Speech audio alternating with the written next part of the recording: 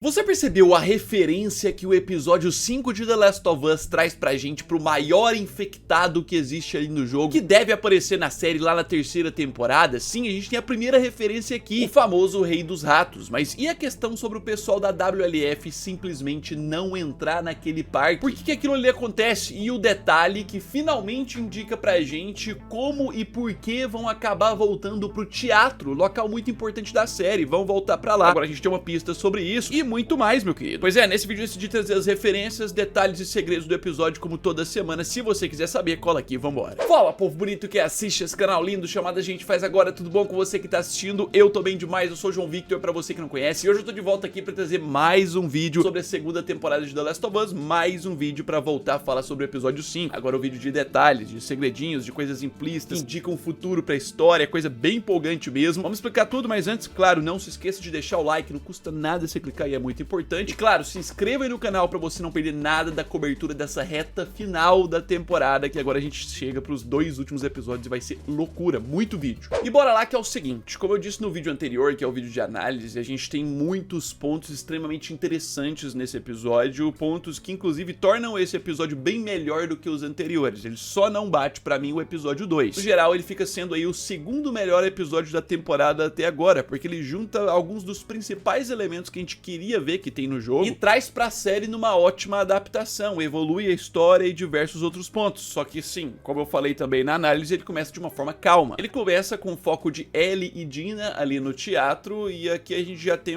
várias referências ao jogo, assim como eu falei, a exploração da Ellie e tudo mais. Mas uma outra delas, bem rápida aqui pra começar, é o gerador movido a gás. Sim, a Ellie, né, informa a Dina ali que ela não precisa ficar usando a lanterna mais, que ela ligou as luzes ali porque tem um gerador movido a gás lá embaixo. Não mostra a Ellie indo lá ligar, mas no jogo é mostrado, é movido a gás também, exatamente da mesma forma na série. Apesar de não mostrar, eles tiveram esse cuidado de fazer uma referência exata, de acordo do mesmo jeito. E não, esse vídeo não é só pra ficar comparando série e jogo e tudo mais, a gente vai pegar os pontos mais interessantes. Então, justamente a partir disso, a gente vai pra outro que compara série e jogo também, mas aqui tem uma explicação bem legal. Ainda no teatro, né, a gente tem algumas coisas legais, a Ellie explorando o teatro na série, parece ser bem maior do que o do jogo, mais detalhado também, principalmente o teto ali, quando a Ellie olha. Mas aqui eu quero seguir pra falar de um detalhe sobre a Ellie tocando violão, sobre essa cena aqui, que primeiramente a referência do jogo nessa cena é o violão que fica encostado ali no teatro no meio da sua gameplay, que você pode pegar ele e simplesmente praticar durante a gameplay, e a gente tem a Ellie fazendo isso, que agrada, é um fanservice bem legal em relação ao jogo e tudo mais, mas também tem um simbolismo aqui. Na cena ela começa a cantar Future Days, que é uma música muito marcante, que vai lembrar ela do Joel, uma música que vem do jogo também, que o pessoal tava cobrando ter na série, e aqui é cumprido, mas ela só começa a cantar. Ela para exatamente na frase I'd surely lose myself, ou seja, eu certamente me perderia. Isso faz uma referência à reviravolta que tá acontecendo na vida da Ellie. É nesse momento, é nessa frase que ela para de cantar, tem um total desânimo de continuar tocando ali, simplesmente vai embora dali depois que a Dina aparece e não volta pra tocar mais. Isso acontece porque essa frase faz ela lembrar como a vida dela bagunçou completamente agora. Um momento triste e pesado que ela tá vivendo, apesar de nos outros episódios ela tá levando isso muito com descontração, né, que até incomoda muita gente que vem do jogo, ela tá levando isso muito na boa, parece que não tem peso da morte do Joel. O episódio já vai adicionando peso da morte do Joel aqui a partir do momento que ela toca a música, que ela se lembra o porquê que ela tá ali e simplesmente perde total a graça de tocar. É por isso que ela para nessa frase. Mas assim, durante a jornada delas tem alguns pontos muito legais, tem a história ali do passado da Dina, toda aquela coisa que ficou muito mais profunda na série, mas indo um pouco mais pra frente, mais pra parte da ação, depois que o Jesse salva elas dos infectados ali dentro, mas tiros são disparados a rodo, que atrai soldados da WLF, então eles começam a fugir dos tiros dos soldados da WLF. Ali a gente tem elas fugindo pra um parque misterioso, junto com o Jesse, né, e a gente tem um detalhe do não entra no parque, que é exatamente a frase que o comandante ali das tropas da WLF naquele momento fala pro pessoal, pra eles não seguirem elas. E assim, por que que param ali? Eu sei, muita gente pode ver isso de cara e falar, ah, é os Serafitas, eles não querem enfrentar os Serafitas. Tá, esse é um dos pontos, mas tem um ponto mais a fundo sobre isso. Baseado no jogo e baseado no que a gente tem de revelação no próprio episódio aqui, já existe um acordo, existe um tratado, basicamente um tratado que divide áreas, um tratado que faz com que membros de um grupo não invadam a área do outro grupo. No início do episódio, além da questão lá dos esporos, é ressaltado sobre os Serafitas terem quebrado o tratado em algumas partes, por isso que tava tendo treta ali na região do hospital, por exemplo, e tudo mais. Mas assim, existem diversos locais na cidade que ainda ainda tem o tratado, que ainda respeitam as zonas. No momento em que Ellie, Dina e Jesse entram no parque e se escondem, e o soldado fala pra não entrarem no parque, pra pararem ali, é justamente porque é uma linha que eles não podem avançar. Primeiro porque eles podem correr risco de morrerem pros Serafitas, então tem um certo medo e respeito aqui pelo grupo, que eles sabem do perigo, sabem que os Serafitas dominam essa região de uma forma que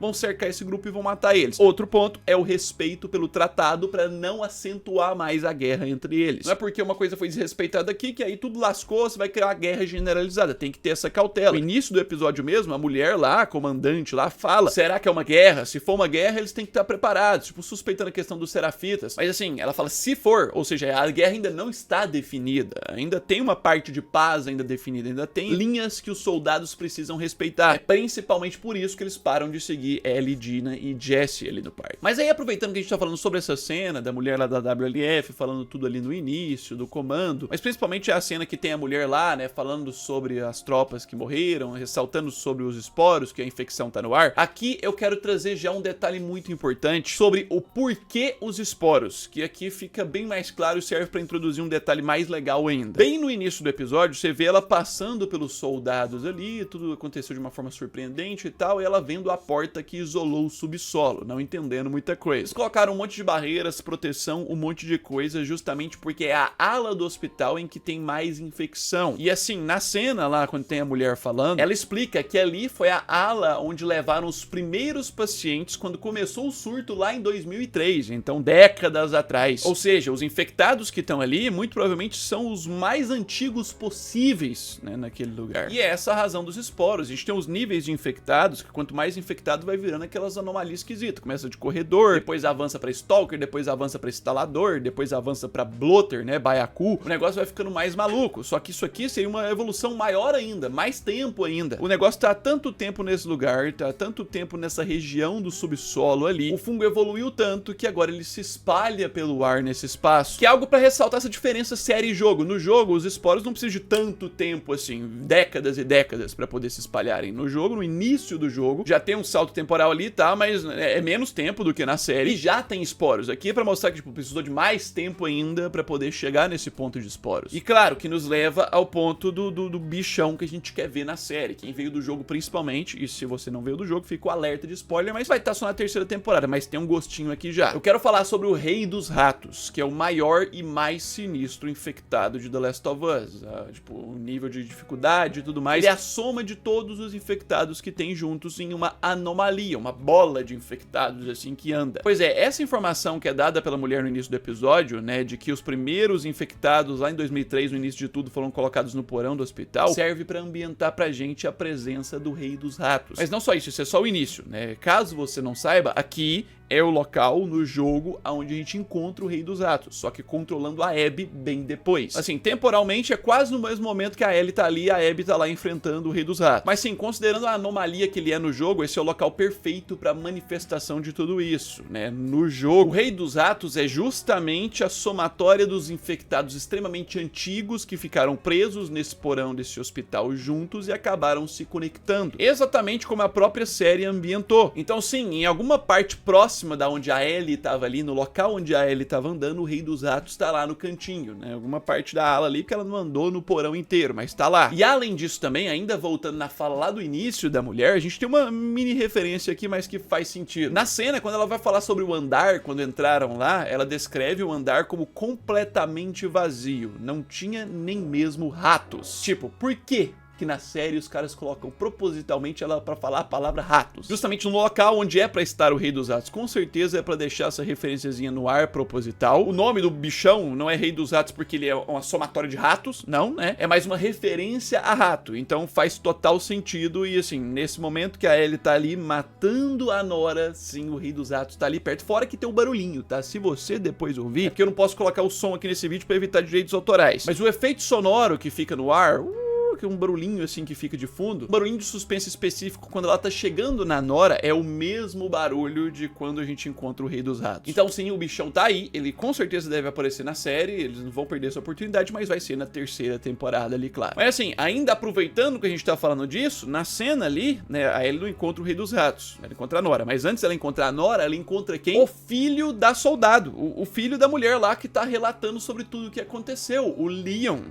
Nos casos, na cena lá no início, ela se refere à perda do filho, fala sobre o nome dele, né, o Leon, que tava lá, que ele se perdeu, que ele morreu, isso aconteceu há poucos dias. E nessa cena, quando a gente tem o foco da Ellie encontrando os infectados ali, né, encontra um deles ali que inclusive tá soltando esporos pela boca, é justamente o Leon. Você pode ver aqui no foco da imagem que no peito dele tá escrito o nomezinho dele ali, Ellie Park, Leon Park. Ele que é o filho daquela mulher que tava lá no início do episódio lamentando a perda, exatamente. Só que aqui tem um negócio curioso, você pode ver que ele tá totalmente tomado pelo fungo ali e inclusive já soltando esporos. Aí você pode ver isso e falar, ué, mas João Vitor, você não falou que os esporos estão ali justamente porque é desde o início do surto, porque tá muito tempo, como é que ele já tá infectado, já tá com esporos tudo tomado daquele jeito? Então, aqui, muito provavelmente, tem muito mais a ver com a forma como isso aqui espalhou no lugar, que independente de qualquer pessoa que chegue ali vai tomar a pessoa muito rápido, do que com o próprio indivíduo. Os indivíduos que ficaram ali por muito tempo semeando a infecção fizeram com que essa sala, essa região, esse porão virasse um ambiente tão hostil que qualquer pessoa, como o próprio Leon aqui, que fosse infectado, o fungo vai tomar a pessoa de uma forma muito mais rápida, porque naquele ambiente de forma específica o fungo tá bem mais evoluído. Essa parece ser a melhor explicação do porquê o Leon já tá todo tomado, mesmo tendo poucos dias, horas que ele foi infectado. Mas aí a gente tem mais, saindo um pouquinho desse foco dos esporos, essa questão, eu quero voltar um pouquinho no foco sobre Ellie e Dina. Ellie, Dina e Jesse agora, porque eu preciso falar sobre a volta para o teatro, exatamente, que agora a gente consegue entender o porquê eles devem voltar pro teatro, que é algo necessário de acontecer pra trama. Você acompanha o canal aqui, você viu que eu tava questionando aqui. Tendo em vista que o início desse episódio mostra que Ellie e Dina deixaram o teatro, a gente tem uma mudança em relação ao jogo, que no jogo a Dina descobre que tá grávida e fica lá. E esse é o motivo da Ellie ficar voltando pro teatro, porque é a zona segura e tem a Dina pra cuidar lá. Mas no caso da série, com a Dina saindo e seguindo com a Ellie, qual que é o motivo de voltar pro teatro? Não tem motivo pra voltar pro teatro. Eu disse muito bem antes desse episódio que eles precisariam criar um motivo, e aparentemente agora o motivo foi criado. O fato deles terem sido descobertos pelos Serafitas ali na mata e a Dina ter sido atingida por uma flecha é o maior indicativo disso, né? A Ellie abandona ela ali, ela tá sendo cuidada pelo Jesse agora. A gente sabe no jogo que essa flecha é um negócio muito ruim, você vai perdendo vida enquanto você não tira a flecha logo, te afeta muito, ainda mais se a mulher grávida que foi atingida com isso. Ou seja, se elas já estavam no dilema antes da Dina voltar ou não, se ela tem que estar em segurança e tal, a Ellie já tava reclamando um pouco disso. Agora que a Dina não pode continuar, que eles vão ter que procurar um local seguro, e o último local seguro que elas estiveram é justamente o teatro. Com isso, é muito fácil de imaginar que a partir disso que aconteceu, a Ellie se separando aqui e tudo mais, a Ellie já seguiu a jornada pra matar a Nora, vai seguir com as outras vinganças que podem aparecer no próximo episódio depois dos flashbacks, ou já no 7 depois, mas aí vai acabar voltando pra poder encontrar Jesse e Dina lá no teatro, porque o Jesse voltou com ela pro teatro porque é um local seguro. O próprio Jesse nesse episódio revelou que encontrou as pistas sobre elas, encontrou o mapa lá no teatro, então ele já sabe do teatro, ele sabe aonde levar a Dina. Tá, e a explicação do porquê e como vão voltar, e o teatro deve voltar a aparecer só no último episódio, é o que eu acredito. E assim, eu tenho que aproveitar pra falar sobre o Tommy em Seattle, porque em todos os meus vídeos de detalhes desde o episódio 3 eu tenho falado que ele vai antes mesmo do ator confirmar e do showrunner confirmar, eu já tinha avisado isso aqui no canal, só que ele vai com uma motivação diferente, que é na verdade resgatar Ellie e Dina, e não no jogo contrário, né? Que na verdade o Tommy foi na frente por vingança e a Ellie e Dina são pedidas pra ir atrás lá salvar ele. Aqui quando eles entram na mata e eles estão cercados pela WLF e tudo mais, o Jesse já revela que ele veio com o Tommy, mas eles se separaram assim que chegaram na cidade. Então nesse momento o Tommy tá fazendo uma outra coisa em volta. Acredito que o Tommy deve aparecer mesmo também no último episódio, junto com Jesse e Dina lá no teatro já. E aí, é claro, indo pra cena que a Ellie mata, né, a Nora, tem um outro detalhezinho interessante que a maioria pode ter pegado, mas que é bom pra gente ambientar o próximo episódio, que é a questão sobre a Ellie já ter descoberto sobre o hospital. Quem veio do jogo já sabe, quem não veio do jogo que provavelmente não sabe. Nessa cena, quando ela tá pronta pra matar a Nora ali, né, a Nora conta as coisas pra Ellie como se fosse novidade, você sabe o que ele fez, o pessoal que ele matou, a própria Ellie fala, eu sei, tipo, eu não tô nem aí, e é isso que é legal da cena, mas isso prova o que pra gente? Essa fala pra Ellie prova pra gente que antes do Joel morrer, a Ellie já descobriu tudo, é por isso que ela tava mal com o Joel, e o próximo episódio vai mostrar toda essa jornada dela descobrindo isso, o momento que ela confrontou o Joel sobre essa descoberta, a treta, fora as várias outras coisas de edição que a gente vai ter na série que também não tem no jogo. Por exemplo, o Joel muito provavelmente matando o Eugene, que é o marido da terapeuta lá, matando por uma justificativa dele, não a que ele deu pra comunidade. Então o próximo episódio promete demais, volta do Joel, a gente vai explicar já o trailer desse episódio também, então não deixe de se inscrever no canal pra você não perder. Deixa o like, ajuda muito na divulgação, já eu tô de volta. No mais é isso aí, um abraço, fui!